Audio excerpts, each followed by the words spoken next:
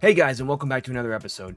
Today's video is going to be kind of a follow-up to my Resident Evil 2 recap, but I'm not going to be reviewing the full Dreamcast version. I'm just going to be gathering my thoughts and talking about what I thought about this version as a whole. So really, there won't be much in terms of gameplay and stuff. It's just going to be what I experienced and what I thought while I was playing this version. So with that being said, let's go ahead and get into it.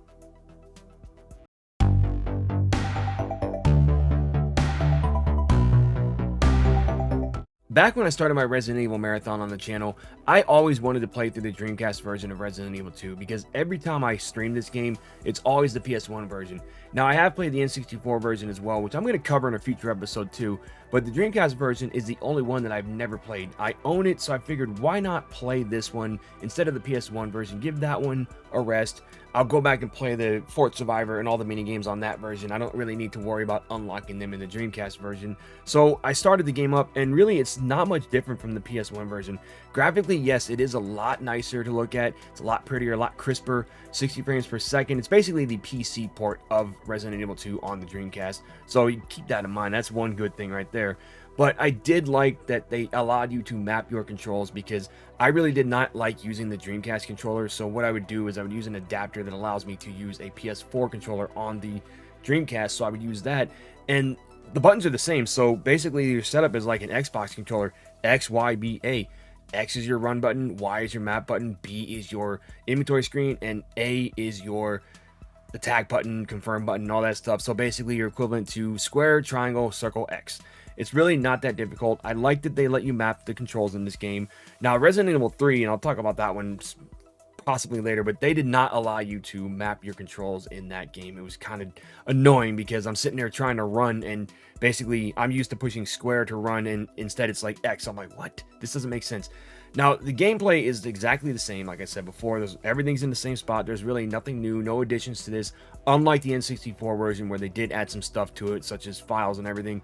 There are no extra features in this. It's basically a straight up port of the PlayStation 1 version, right down to the starting a new game and shooting Brad Zombie to get unlockable costumes. So that is one cool thing, that you can start this game and get your unlockable costumes before you even start anything. You don't have to worry about beating the game or completing the game to get it.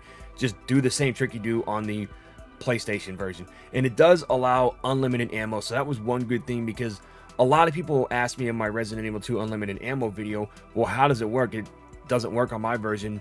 That's because it only works with the DualShock version. So there really was no way to unlock unlimited ammo in the original PlayStation, original single disc jewel case of Resident Evil 2. It was only the DualShock version for some weird reason, and then after that one they put it in every single port of this game. So do note that there is unlimited ammo to use in this game, and I really do recommend using that code because this game is tough. You know, it doesn't matter what version you're playing on, this game is tough as hell. Now let's talk about the things that I didn't like, and there's really only a couple of them.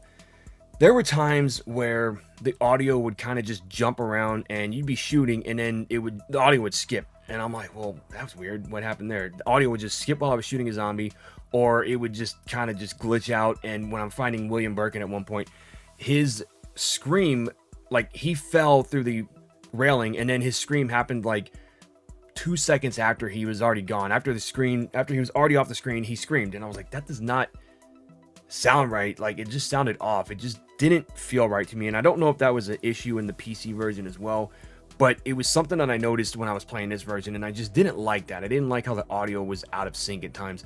But it's just a little small spot here and there. It's not a game-breaking bug or anything. It still works. It's still a fun game to play.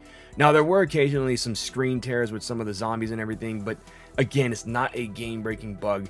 Still a fun game, still tough as hell. And like I said, every single thing is unlockable in this game that was in the PlayStation version and the N64 version, minus the little dead hunter in one of the rooms in the N64. They did not put that in here because, like I said, it was a straight port from the PC and everything from the PS1. So all those two versions, all three of those versions are basically one game, just slightly prettier than the last one. But that's really all I had to say about this one. There's not a whole lot. Like I said, it's basically the same game. Everything that you heard in my PS1 version of this review is basically sticking the same way here for this one. This was just my thoughts and what I wanted to talk about with this game, but I guess I'll give my final thoughts and if you should consider playing this game for yourself, or this version for yourself. So let's go ahead and get into the final thoughts. Resident Evil 2 is still a fun game on the Dreamcast, but I am going to have to recommend the PS1 version still, simply because the Dreamcast version is so hard to come by these days, and when I have seen it in stores, it was about $200. I paid about 20 bucks for mine, but that was before everything started going up in price, and I got lucky with that one. Same with Resident Evil 3. I got lucky with both of those games, found them both at the same time, bought them both. But really, these games are just going up in price, and the Resident Evil 2 on PS1 is still available on the PS3 through the digital format. But keep in mind that the PlayStation Plus Premium service is coming out soon, and it's likely that this game is going to be added to that service, hopefully with trophies, and that's more of an incentive to go back and play the game again, because then you can unlock trophies and everything. But I cannot condone anybody paying the price of a brand new console just to get this game. It's worth playing, but not worth paying that much for it. And I've been to a lot of retro shops, and they've said, hey, we don't even like charging as much for it, but the managers make them charge that much for it. It's just ridiculous that people want to, rip people off with these games when you can actually get it for a decent price, And if you do find a Dreamcast version for a decent price, like 50 bucks, I say definitely pick it up.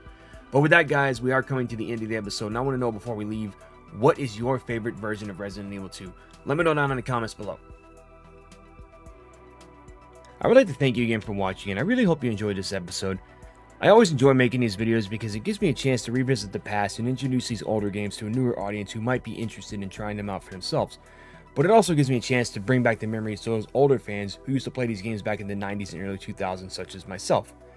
But as always, guys, be sure to hit that thumbs up and ring that bell to be notified of when videos go live, share with your friends and family, and I'll see you next time.